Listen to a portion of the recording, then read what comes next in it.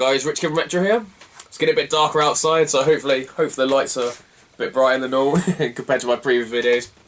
Yeah, so this is a video response to Paul Bradley, 10 random gaming questions and answers. So basically on his YouTube channel, he's just done 10 questions and he's answering them through the video, and you can have a post, a video response, or write down in the comments. So yeah, so here we go. First question is, Sega or Nintendo? Woo. Sega. For me, it's all about, it's about obviously your gaming history. My first console was a Master System. And before I got my first console, it was my sister's Master System. I used to go down her house. And, so yeah, basically go in her bedroom, stick on the Master System. It was Master System 1. Had Safari Hunt built in. And I used to love it. I must have been easily 89, 90. Used to love it. Used to go down there. Always just have these biscuits, which I can't think of now. I don't think they even exist anymore. These nice biscuits. I remember just being about 7, 8 years old, and munching these biscuits, just playing Safari Hunt, and yeah, used to love it. So yeah, so then obviously for Christmas I asked for a Master System, and I got Master System 2, and that had Sonic. Was it Sonic 1 or Sonic 2 built? I think it was Sonic 1. Yeah, I got Sonic 1, and then got Sonic 2, the cartridge game with it. No, it was built in Alex the Kid, sorry, and I got Sonic 2 the game. And yeah, amazing. Love Alex the Kid. Even now you play it, just so fucking funny. You want a big TV, and the fist's like well big.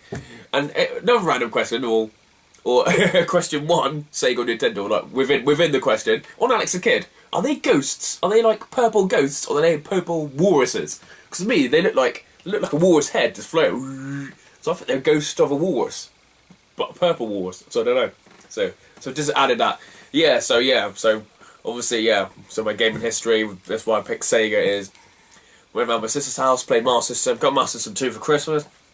Then I got a Sega Mega Drive, and yeah, like I've mentioned in the past, half the village we all had different consoles, and half of us were obviously Sega, the other half were like Nintendo. We did used to like swap the consoles around down then, but so my gaming heritage is definitely Sega. Got the Mega Drive, just absolutely loved the console, loved it.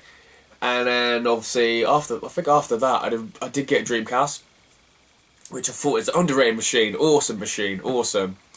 And I must have been the only one of my friends who liked the Dreamcast. I used to love it, absolutely love it. Shenmue, even like Suzuki All Star Racing. Normally I hate racing games, but I just really enjoyed that, So yeah, so definitely Sega. I did get a Super Nintendo, but that was like the late 90s compared to when it like first came out, because obviously all my friends had it. We used to like swap, and that's when I got into like Nintendo as well.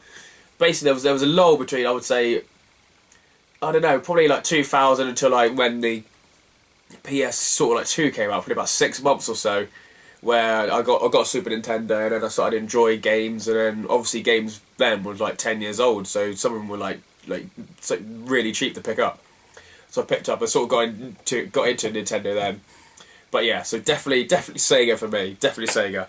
Second question, 2. Horror games, lights on or lights off? It's got to be lights off. How can you play a horror game with the lights on? I don't understand.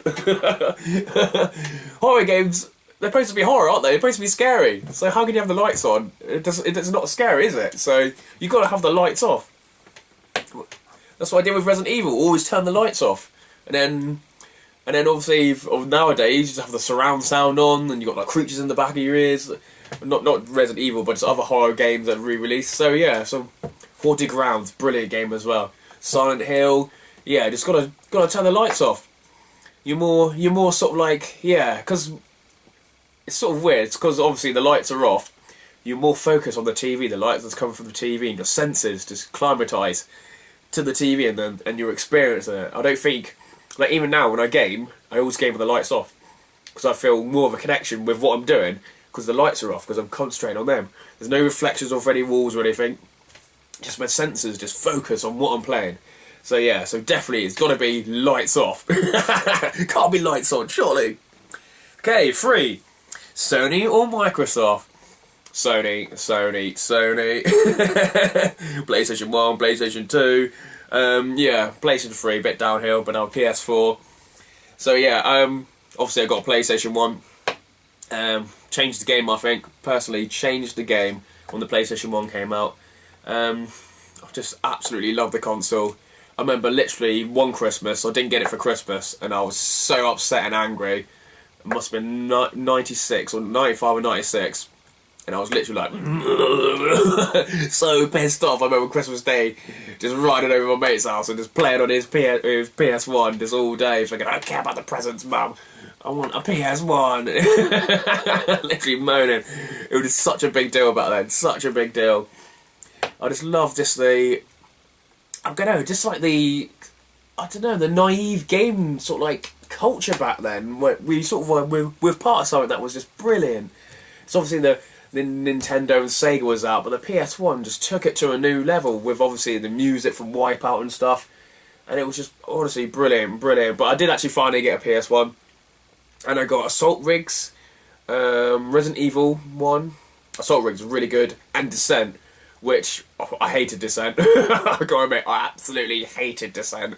I traded that in, and I got first person sort of like shooter called Disruptor, which is a brilliant game. Disruptor, everyone was on about Doom back then, Doom and like all the Quake and stuff, but I love Disruptor. I wish they did more. I wish they did more of the franchise of Disruptor. It was really good psychic powers and stuff. You know, it's like an early version of Infamous, like a first-person Infamous, but so basic. But yeah, and obviously the PS2 came out. I never actually got a Microsoft. Must have been I only got like the old black Microsoft 2005, 2006.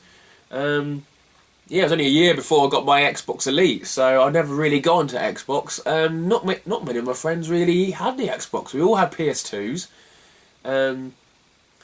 Yeah, and literally, I think one of my mates, he had an Xbox One which was like chipped and stuff, but I literally just wasn't interested in the Xbox at all. I was so focused just on the PlayStation. That was like the best machine ever, which in my mind is brilliant. The titles and that, the frequency of the games that came out at the time, and I just wasn't even interested in the Xbox. I remember just one time going around a friend's house and we played Halo, and I thought, yeah, that's a good game. But that was it, literally. I had no interest in the console at all. So, yeah, it wasn't until like 2005 where I figured out the car boot. I just picked it up really cheap with some games. Never really played it, to be honest. Obviously played Halo and played Halo 2. A few other little random games I remember playing that are like Xbox only. But apart from that, I never really got into it. And sort of like the next gen or the previous next gen, when obviously the PS3 came out and the Xbox 360 came out. I never got them, and I never got either of them when they first came out because I was just sort of so still into the PS2, still buying games, still buying like Final Fantasy 13. I think that came out in 2007. And it wasn't, I was sort of at work and I read the paper saying the PS3 are going to get rid of the 60 gig model so you could play PS1 and PS2 games. I literally just went over the Argos, literally over the road, over my break, went over the Argos, picked up the 60 gig one. It was like, I think it was about 230 quid. I got 2 free controllers and like 3 games. And then when I was obviously just speaking to all my mates, none of them really had an Xbox 360 or like a PS3, but more of them sort of had an Xbox 360, and they were always on about Xbox Live. And then when I took it home, I obviously played it for a while, and I never really, the first 2 years, I never really played the PS3. I was still playing the PS2, still retro gaming, And I remember literally the next day I remember picking up the Xbox 360 as well. So, or literally, I don't know what day it was, say it was a Monday, I picked up, put it on the Argos card. I think it was a dock. I think I had a dock as the Argos card, PS3. And then the next day, the Xbox was like really cheap as well. So I just went because there was a sale on an Argos. So literally within 2 days, I got both consoles. But for about 6 months, I didn't really play hardly either of them. It wasn't until I would say early 2008 when Call of Duty 4 came out, and that's when I got into the Xbox with a few of my friends. They said how good the game was at work, and I thought, just go kick Call of Duty 4. And I absolutely loved that game. Absolutely loved it. My PS3 really didn't get used until at least 2009. I must have had it a good two or 3 years before I started even getting to the PS3. It's only when my Xbox blew up and I sent it off in the post and I had no games machine, and then I decided, I picked up World at War for PS3 and a couple of other games. And then the Xbox came back, and I never went back to the Xbox. Never went back to it. Never went back to it. And it was just my Xbox Elite was just sitting there on top of my below my PS3, and literally never went back to it. So I got rid of it in the summer. And so even when I was like deleting or reformatting the hard drive, I think the last game I actually played was like 2009. So I had it for like 3 years, that was my last trophy or last achievement. So another reason, because my connection was so rubbish, like 1/4 of a megabyte. The Xbox Live, I couldn't. When they did the update with is it the avatars, the stupid avatars, where you had like people like, ooh, you can do your avatars, and then you had like a group of people with their private chats and that. I literally kept getting kicked out, and my connection was rubbish. I would play like Halo or Call of Duty, and I would shoot someone, run around the corner, 10 seconds later, and like die, and I'm like, for fuck's sake. But then I thought the PS3 was a bit better with my connection, so that's why I kept with the PS3. Even now, the new consoles come out. I was going to get a PS4, but I sort of learned over the years just to wait a year later. It'll come down in price a bit. There'll be more games out, and they always fix the problems. Sort of the second and third models that they actually do. So they normally do that. So yeah, definitely Sony. I just love Sony at that time. The music, the 90s music. Oh yeah, Wipeout, Prodigy. When it was Games Master, I used to come back from school, literally play about an hour, and then watch Neighbours, Fresh Prince of Bel-Air, or Heartbreak High, or Space Precinct, and then there'd be like Ren and Stimpy at 7 when I'm eating my tea, thinking, why does my mum always cook me tea when Ren and Stimpy on? But I love Ren and Stimpy, so I didn't know when I'm like about to throw up because some of the stuff in there was fucking revolting. And then just play on the PlayStation 1, and people used to come round. Used to be brilliant. Definitely, yeah, late 90s, which is brilliant. So definitely Sony. Sports games in your collection. There's only one sports game which I really like, and that's Too Extreme for the PS1. Basis rollerblading. It's like, that's a sport, isn't it? Rollerblading. What was it? Rollerblading, mountain biking, some random luge where you sort of just lay on your back on like, yeah, a bit like the Winter Olympics at the moment. They go downhill on like a little like sled. I remember just doing that and loving that game. That's so good. I played it recently and the graphics were absolutely terrible. The PS1 will definitely like compared to maybe the Sega and Nintendo have aged better, if you know what I mean, more than the PlayStation 1, obviously because of there's so many like random blocks in the PS1 games. It's pretty bad actually. But that's why I have these small TVs where it looks perfect, but on a big TV it looks pretty dreadful. But yeah, Too Extreme was brilliant. I used to love that. Brian Lara Cricket, he was always used to enjoy that. But I was never a football fan, which I would say, which I'll comment more in a minute. Okay, the next 5 gaming food. Maltesers, Sprite, ball of ice cream and cake. Follow me on Facebook. I love this habit. Love this playing the PS3. Or gaming, and the room is always like obviously heats up more you play, more room heats up because obviously with the new TVs these days and the hot air coming out for the gaming machines, it heats your room up, and there's nothing better when you're sort of hot and you have a bowl of ice cream and cake, which I absolutely love. So that's my gaming food: ice cream and like chocolate cake, or custard and chocolate cake, or custard and flake and ice cream, because I don't like custard hot. And I don't like my ice cream cold, if you know what I mean. So when I have my ice cream, I always put it in the microwave for 28 seconds, and it like melts it perfectly. So yeah, crunch my flake in, and then add the sort of like lukewarm custard, and it just mix all up, and it's just like the perfect gaming food. Gaming drink, I guess I just answered it. Sprite. Literally, the only drinks the only drinks I drink is water, Sprite, and some random beers. I don't do much beers when it's on my own. I don't really just have one can when I go out drinking. If I start to have a can, I always think, oh, I just wasted a can because I just want to get wrecked, to be honest. So I'd rather save that can for when we go on Saturday nights or whatever, or go to the retro road trips. But yeah, so mainly just Sprite. Sometimes I have pineapple juice, but yeah. So but mainly water, Sprite with a meal, or just water for gaming, I would say. Multiplayer or single player? I don't know how to answer that one. I love multiplayer. Is it okay to say multiplayer in the same room? I like multiplayer in the same room. Does that count? Does that count when it says multiplayer or single player? So yeah, multiplayer in the same room. That's why I love my retro events, because when I was young, like I said, I used to go to my mate's house, and there's no better feeling when they used to get a group of you just round the TV, just having a laugh, and then one of you plays for half an hour, and you have good chats or whatever, and then you swap round, and it's nothing better than that. That's why I love my retro road trips. It's not just about the retro gaming, it's about meeting people, joining, sharing each other's experience, and just having a laugh, really. In our lives, people take themselves so bloody serious, man. People need to chill more.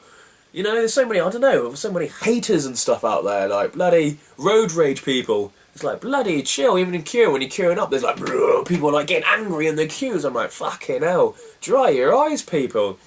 But yeah, definitely multiplayer in the same room, having a good few drinks, chatting, just enjoying life, really. That's what it's about, you know. We're so, we're we're social species, you know. We're supposed to use our hands, gaming, being together. So that's what I think. Multiplayer in the same room, not multiplayer with a headset, saying, go here, go there. Sometimes I find that well boring, and half the time I just turn my headset off because it's just pointless. But yeah, download content, yes or no? It just has to be good, if you know what I mean. Have to be good. Has to be the right price. With all Battlefield and Call of Duty, you do the £40 a year price, and then you get all the downloads.